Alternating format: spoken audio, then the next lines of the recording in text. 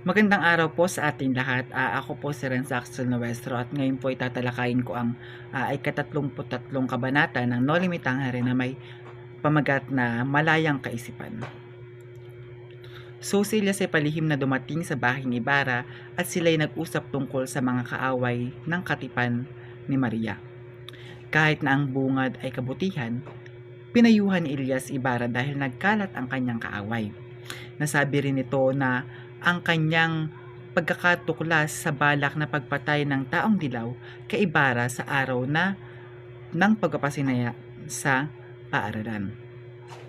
Lihim pa lang sinusubaybayan ni Elias ang mga taong dilaw at nalaman niyang presinta nito ang sarili kay Nol Juan kahit maliit ang sahod kapalit ng kanyang mga kalaman. Si Ibarra na may nanghinayang sa maagang pagkawala ng taong dilaw dahil maraming pa raw siyang matutuklasan kung ito ay nabuhay lamang. Salungot naman dito si Elias dahil tiyak niya makaliligtas sa hukuman ang taong dilaw dahil sa kabulagan ng hustisya sa bayan.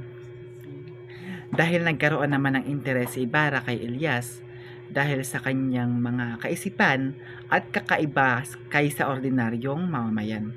Napadpad naman ang kanilang usapan sa paniniwala sa Diyos dahil di tinatangi ni Elias na siya'y nawawala na ng tiwala dito. Maya-maya pa ay nagpaalam na rin si Elias baon ang kanyang pangako ng katapatang kay Ibarra. So, bago ko i-discuss ang kabanatang ito, ay bibigyan ko muna kayo ng mga talasalitaan.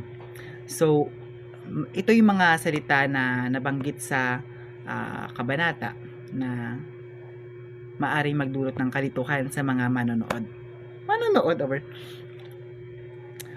First word is binalaan. So, pag sinabi natin binalaan, binantaan. Parang, ayun, nagbigay siya na, katulad ng ginawa ni Elias, nagbigay siya ng babala sa ating bida na si Crisostom Ibarra. Next is hatol. Hatol, pag sinabi natin hatol is husga. Ito yung judgment. Ano ba yung husga mo sa bagay nito? Ano yung hatol mo? Ganon. Isusuplong, pag sinabi natin isusuplong, isusumbong. Pag sinabing kinikilingan, pag sinabi naman natin kinikilingan is kinakampihan. Kinakampihan. So, nahulaan, nalaman, namangha, nagandahan. So, ayun lang po.